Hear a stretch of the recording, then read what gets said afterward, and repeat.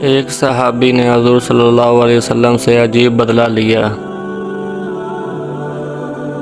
نبی کریم صلی اللہ علیہ وآلہ وسلم کی وفات کا وقت جب آیا، اس وقت آپ صلی اللہ علیہ وسلم کو شدید بخار تھا۔ آپ صلی اللہ علیہ وسلم نے حضرت بلال رضی اللہ تعالیٰ عنہ کو حکم دیا کہ مدینہ میں اعلان کر دو کہ جس کسی کا بھی حق مجھ پر ہو وہ مسجد نبوی میں آ کر اپنا حق لے لے۔ مدینہ کے لوگوں نے یہ اعلان سنا تو آنکھوں میں آنسو آ گئے اور مدینہ میں کہرام مچ گیا۔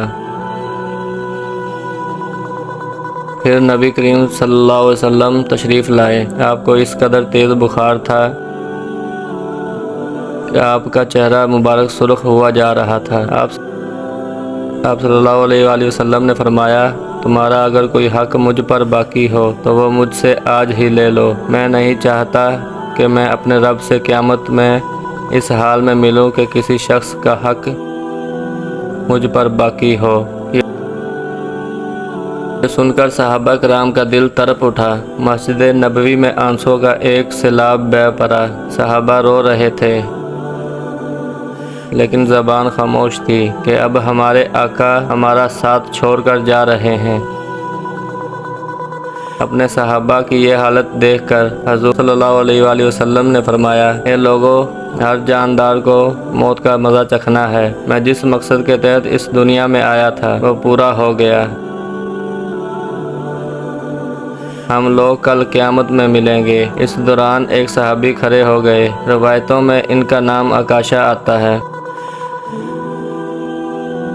عرض کیا، یا رسول اللہ، میرا حق آپ پر باقی ہے۔ آپ جب جنگ احد کے لیے تشریف لے جا رہے تھے تو آپ کا کوڑا میری پیٹھ پر لگ گیا تھا۔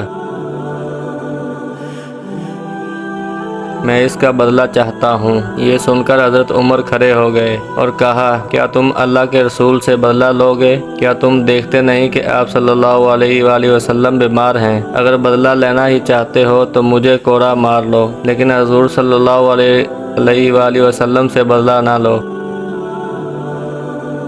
یہ سن کر آپ صلی اللہ علیہ وسلم نے فرمایا، اے عمر، اسے بدلہ لینے دو، اس کا حق ہے۔ اگر میں نے اس کا حق ادا نہ کیا تو اللہ کی بارگاہ میں کیا منہ دکھاؤں گا؟ اس لیے مجھے اس کا حق ادا کرنے دو۔ اس کے بعد آپ صلی اللہ علیہ وسلم نے کوڑا منگوایا اور حضرت عکاشہ کو دیا اور کہا کہ تم مجھے کوڑا مار کر اپنا بدلہ لے لو۔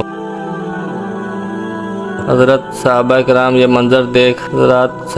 یہ منظر دیکھ کر بے تحاشا رو رہے تھے۔ حضرت عکاشہ نے کہا، اے اللہ کے رسول، میری ننگی پیٹھ پر آپ کا کوڑا لگا تھا۔ یہ سن کر نبی کریم صلی اللہ علیہ وسلم نے اپنا کرتا مبارک اتار دیا اور کہا، لو، تم میری پیٹھ پر کوڑا مار لو۔ حضرت عکاشہ نے جب اللہ کے رسول کی پیٹھ کو دیکھا تو کوڑا چھوڑ کر جلدی سے آپ صلی اللہ علیہ وسلم کی مبارک پیٹھ کو چوم لیا اور کہا، یا رسول اللہ، فداک ابی و امی، میری کیا مجال کہ میں آپ کو کوڑا ماروں۔ میں تو یہ چاہتا تھا کہ آپ کی مبارک پیٹھ پر لگی مہر نبوت کو چوم کر جنت کا حقدار بن جاؤں۔ یہ سن کر آپ صلی اللہ علیہ وسلم مسکرائے اور فرمایا، تم نے جنت واجب کر لی۔ مزید اچھی سٹوریز سننے کے لیے چینل کو سبسکرائب لازمی کر لیں۔ حقیقت اردو سٹوریز۔